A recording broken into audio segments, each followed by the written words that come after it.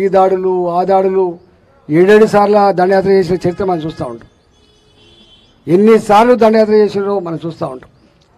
రాజులు లొంగిపోకపోతే పట్టుకొని కళ్ళు పీకేసిన చరిత్ర, రాజ కుటుంబాలని చెరిచిన చరిత్ర, ఈ దేశ మహిళల్ని చెరిచిన చరిత్ర మనం చూస్తూ ఉంటాం.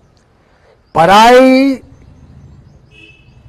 చక్రవర్తులు, పరాయి పాలకులు కబ్జా పెట్టినప్పుడు ఇవాళ ఆ ప్రాంత ఆనవాళ్ళు లేకుండా చేస్తారు. సంస్కృతి మీద దాడి చేస్తారు, సాంప్రదాయాల మీద దాడి చేస్తారు, విశ్వాసాల మీద కూడా దాడి చేస్తారు.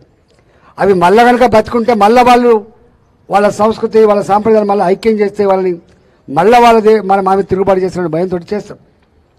అలాంటి ఎన్నెన్ని ధ్వంసం చేయబడ్డాయో అవన్నీ చరిత్ర లేదు. కానీ ఒక్కటి మాత్రం, అది ఈ దేశం ఆరాధించేటువంటి దైవం రాముడు.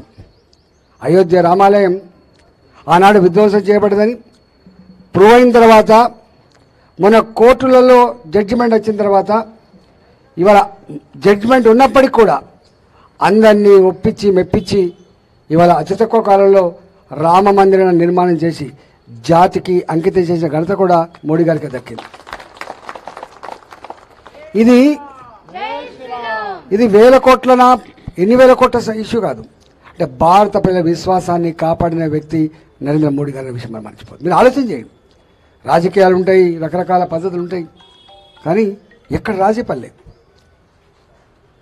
ఇలా ఒకప్పటి పాకిస్తాన్ అది పక్కల బలే కానీ భావిస్తాం మనం, ఎందుకున్నదో ఉన్నది అది.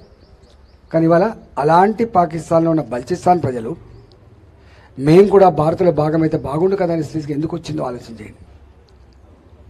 ఇవాళ ఎక్కడ మొన్న కరోనా వస్తే ఈ భారతదేశం అతి తక్కువ కాలంలో ఒక వ్యాక్సిన్ ఉత్పత్తి చేస్తుందని ప్రజలకు ఉచితంగా అందిస్తారని ఎవరు అనుకోలే. కానీ వాళ్ళు ఉత్పత్తి చేయడమే కాదు, భారత ప్రజానీకానికి 2వ డోసు 3వ డోసు మాత్రమే కాదు, ప్రపంచ ప్రజలకు వ్యాక్సిన్ అందించి కాపాడి ఆదుకున్న దేశం భారత్. ఇవాళ గుర్తుపెట్టుకోండి. మీకు తెలుసో తెలియదో, నాకు ఇప్పటికి గుర్తు, కరోనా వచ్చినప్పుడు అమెరికాకు కూడా మనం టాబ్లెట్ సప్లై చేసాం, ఇండియన్ టాబ్లెట్ సప్లై చేసాం. గుర్తుపెట్టుకోండి. ఇంకా స్థాయికి ఎదిగింది కాబట్టి మేము మళ్ళీ చాలా మీటింగ్లు పోయేది ఉంది.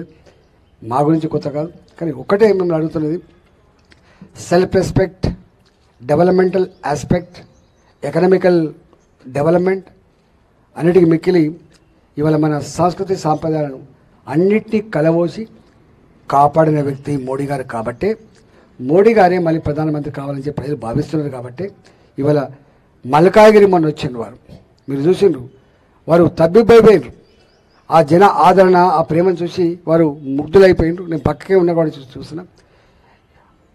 370 భారతీయ జనతా పార్టీగా 400 పైసలకు ఎన్డీఏ టార్గెట్గా పెట్టుకున్న దాంట్లో ఇవాళ ఇక్కడ కూడా 12 పైసలు గెలిచేటువంటి ఆస్కారం ఉన్న వాతావరణం కనబడతా ఉంది. కాబట్టి అందులో ఒకటి మల్కాగిరి. కాబట్టి మొట్టమొదటిగా అడుగుపెట్టింది, మొట్టమొదటిగా శంకారం ఊదింది మల్కాగిరి. కాబట్టి దయచేసి అంత గంభీరమైన ఈ సందర్భంలో మీరందరూ కూడా ఇవాళ మోడీ గారికి ఆశీర్వదించమని చెప్పి, నన్ను కూడా ఆశీర్వదించమని చెప్పి కోరడానికి ఇక్కడికి వచ్చిన. కాబట్టి దయచేసి మీరు అన్నీ అసెస్ చేసుకోండి. మీరు విజ్ఞులు కాబట్టి మీకు అన్ని రకాల సమాచారం సెల్ ఫోన్లో నిమిషాల మీద వస్తుంది. కాబట్టి ఇవాళ ఆ సెల్ ఫోన్లు అంటే గుర్తొస్తుంది, ఒకప్పుడు cell phone made in Japan, cell phone made in China, today made in India. గుర్తుపెట్టుకోండి, make in India, made in అనే దాన్ని సంపూర్ణంగా అమలు చేసే వ్యక్తి మోడీ గారు. కాబట్టి దయచేసి మీరంతా కూడా భారతీయ జనతా పార్టీ అభ్యర్థిగా, కమలం పువ్వు గుర్తు నిలబడిన అభ్యర్థిగా మీరు నిండు మనసుతో ఆశీర్వదించమని చెప్పి కోరుతూ సెలవు తీసుకున్నా. భారత్ మాతాకి, భారత్ మాతాకి.